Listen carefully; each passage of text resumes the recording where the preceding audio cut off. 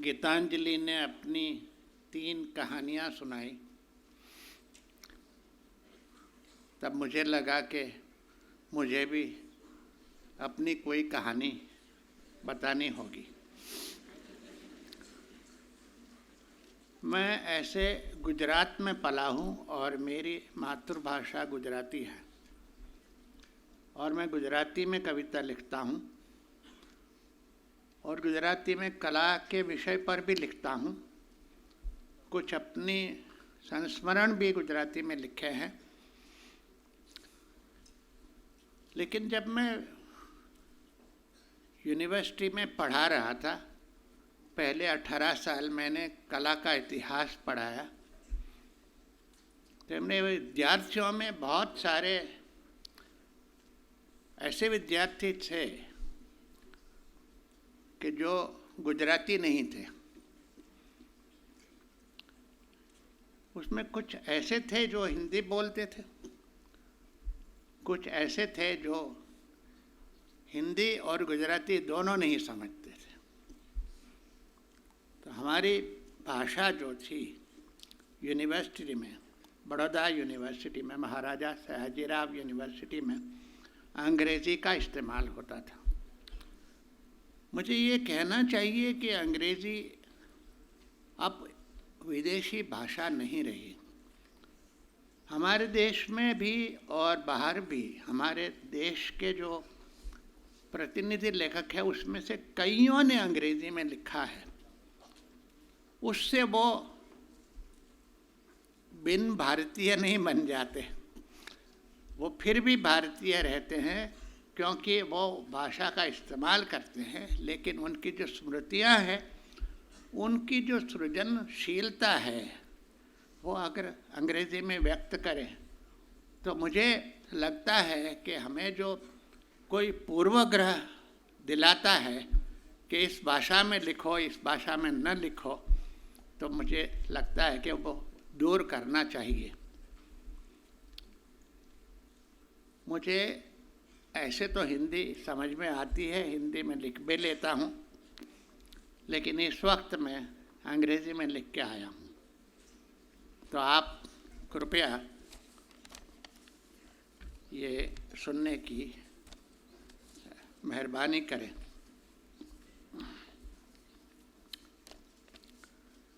Living in multiple times and worlds. Living in India means living simultaneously in several cultures and times. One often walks into quote unquote medieval times or medieval situations, runs into quote unquote primitive people. Here, the past exists as a living entity alongside the present, each illuminating and sustaining the other. Geographically speaking, India consists of climatic conditions of most of the continents of the world.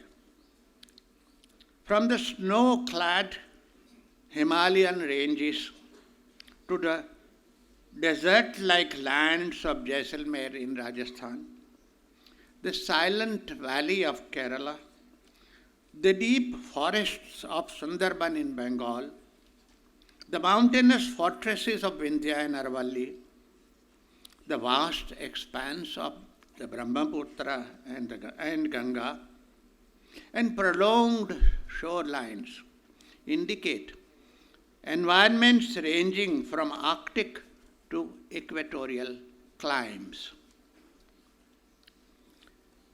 History is not enclosed in books or museums, but it is being lived. The prehistoric, quote unquote, the prehistoric practices can be discerned in the tribal hinterlands The moments of medieval, quote unquote, can be felt in many parts, especially in Rajasthan or Tamil Nadu. The continuance of enacting of Ramayana in Varanasi or the renderings of Mahabharata tales in Pandavani recreate the epics through performances. The essence of Mughal aesthetic can be felt in music, textiles, and life habits in Delhi or Lucknow. The British modes too have remained alive in certain pockets. The multiple belief systems of Vedic, Shaivite, Vaishnavite, Digambar, Shwetambar, Sunni, Shia, and Sufi run parallel to Mahayana, Hinayana, to Catholic and Protestant, Zarathustri and Jewish, besides the various animistic modes practiced in different communities. The languages from Sanskrit to Khadi Boli, Bhojpuri, Hindi, Hindustani, Marathi, Bengali, etc., Urdu to Persian and Arabic, Tamil, Telugu, Malayalam and Kannada are shared by millions. Most Indians speak at least 2 languages, if not more. Many speak 3. Mostly those who live in the borderlands learn the language of both the regions and speak almost regularly, and they switch from one language to the other almost all the time. So I do not know what I have outlined, whether such a diversity exists in any country of the world that is full of such multicultural practices. Surely enough, however, one world, one culture, and a singular notion of time was taught to us as a philosophy of life. In art, we were made to work in one mode at a time, figurative or abstract. One genre, naturalistic or surrealistic, quote unquote Indian or quote unquote modern, whichever one to be expressly shorn of stains of other arts or other aspects of life that would pollute its purity. Art practice was meant to aspire the ideal of a masterpiece, quote unquote, fixed in a frame and exclusive to the context to which it belonged. Any combination of alternatives was required to be harmonized.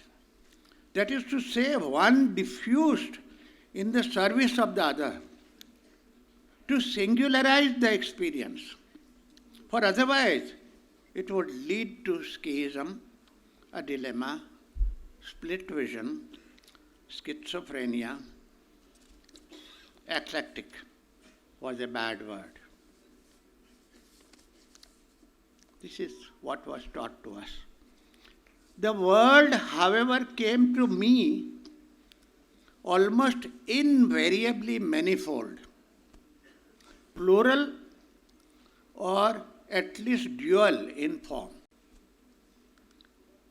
In art, painting came in the company of poetry, and images from life lived, from other times, from other paintings, sometimes from literature, and often from nowhere, emerged together through scribbled drawings and words. The multiplicity and simultaneity of these diverse worlds filled me with a sense of being part of them all. Attempt to define the experience in singular terms left me uneasy and restless. Absence of rejected words haunted me throughout. In childhood, I saw a convergence of Hindu and Muslim rituals in family customs and ceremonies. Names of kin could come from either situation, either tradition. Whereas I prayed 5 times a day in my childhood in the mosque, I moved in the company of Jain and Brahman friends, including a priest, the rest of the time. It was a daily routine to recite the Quran in the morning at home and learn Sanskrit at school in the afternoon. My town was a 19th century extension of a far older Vadhavan that was believed to be ancient Vardhaman Puri. The frequenting of Birdwood Library, an Irish missionary hospital in town, was as usual as visiting. The 12th century Ranak Devi temple, step wells, or the Dargah of Gaban Shah Pir. I wrote poetry in my mother tongue, Gujarati, that consisted of a vocabulary drawn from Apabhramsha, Sanskrit, and Prakrit, besides Persian, Arabic, and Portuguese, and the spoken dialect shaped by people. We also knew that belief in multiple faith systems was not unknown, and some communities observed religious practices of a dual kind or sometimes multiple kind. मत्था टेकना सबके लिए ज़रूरी था. आप मज़ार पर टेको या गिरजाघर में टेको या मंदिर में टेको. The meaning of reality was larger than mundane world. So I believed when my father spoke of a jinnat, a jinni, springing across the riverbed in a single leap, or when friends described stones rolling from one end of the Maidan to the other on their own in the early hours of the morning. Standing alone on the old iron bridge as the aged clock ticked, I visualized angels whirling above trees of the graveyard as Japanese planes flew over them at the end of the Second World War. The vision of the procession of Gaban Shah Pir in the backyard of our little house at midnight is as clear and vivid in my mind as the long hours spent in the hot, burning afternoons of summer. I carried these with me when I joined the Faculty of Fine Arts. At the age of 18, I went to study art in Baroda as a student in 1955. It was then Then we guzzled art, Picasso's and Michelangelo's, Beckman and Clay. We guzzled with great relish. In the search of a singular image, at that point of time when I was about to finish my studies, I painted, initially under the influence of M.F. Hussain, a winning white horse trying to break free from the shackles of a tonga it was harnessed to. I didn't paint like Hussain Sahib did, the timeless horses. I painted a tonga of my childhood and the horse that was trying to unshackle itself. When I left for England in 1963, I came face to face with a rebellious generation of my age, same age.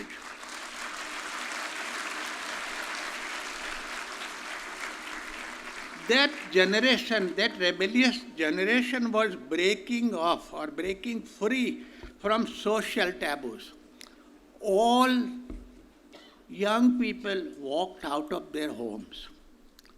We called them beatniks. We named them, we even used abusive terms, but they walked out. Entire, almost youth, literally almost youthful like you all, was a kind of a big surge of humanity, which I noticed when I hitchhiked in England, in Europe, and many other parts. I met a multitude of youth on the road. I met so many, from different parts of the world. During those years of traveling in Italy, I connected with what you call medieval.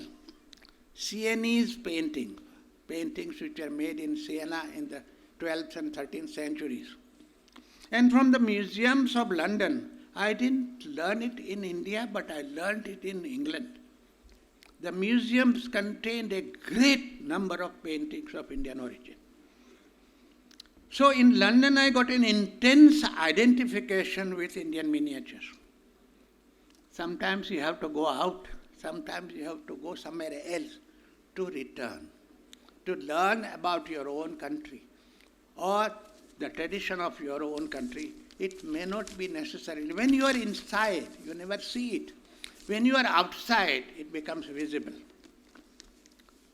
So, much of what I had left behind, like my childhood, came back to me. A childhood strangely in the company of new images which I had gathered. Somewhere the luminosity of Sienese painter Sassetta's visions overlapped with the images of Rajasthani, Pahadi or Mughal manifestations.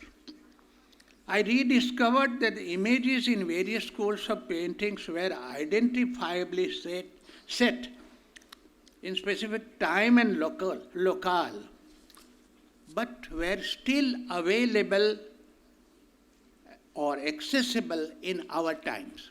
They were made 200, 300 or 400 years ago, but they were still relevant in our own times. Landscape was made of forays in the forests and streets traversed on foot. I also had a habit of walking all the time. So these landscapes which the Mughal painters or the Pahadi painters made were landscapes made as though they were seen while walking on foot. Space was construed as a buoyant expanse of color, rippling with alternations of the proximate and distant views. It was not one-dimensional, as I was saying yesterday. It was not a singular perspective. Sometimes the distant and the closer, both were simultaneously practiced and were shown. Color was derived from light and air, from aromas and tastes, even sounds, rather than from a spectrum. We were taught in the schools that these are the 7 colors and everything comes from that. But here it came from air, from sounds and from smells and other things. If you see a red painting or a red color in a Rajasthani painting, it more connects with, how would I say it? Shayad, a chili, the red chili. Or it would be the taste of that chili, or it would be the smell of that chili. Or there are so many things that came from life, directly lived. Caste shadows had no place here. In these schools, caste shadows had no place. Does it mean that we did not know what shadows were? We had decided not to use caste shadows because it came in the way of revealing the image in its full form. So, they were not used. Even night scenes, as one would say, were moon-drenched. चांदनी में नहाए हुए ऐसे दृश्य बने of full was visibility. That nothing that was hidden, nothing that was not shown, everything was visible. In fact, it was rare to find paintings made from experiences of sight alone. Each simmered with reference to other senses and to the arts of literature, music or drama. Based on music, the Ragamala paintings retained their sparkling visual tenor and flow with candid melodial nuances. All this, what I mean to say, all this left deep impressions on my seeking mind. What I painted in the years that followed brought the multiple worlds, the worlds that I had traversed, I had encountered in my art and in my life. These, along with the CNEs and many other treasures of art that I discovered in physical encounters or through the teaching of art history, served as companions in charting out a journey which has lasted for the rest of my life, till today. Today, as times and cultures converge,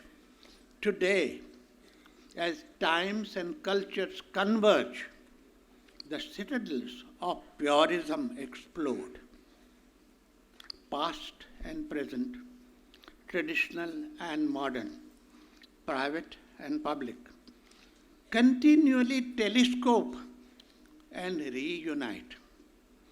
The kaleidoscopic flux of images engages me to construe structures in the process of being created, like the many-eyed and many-armed archetype of an Indian child. Like the many-eyed and many-armed archetype of an Indian child, soiled with multiple visions, I draw my energy from the source. Thank you.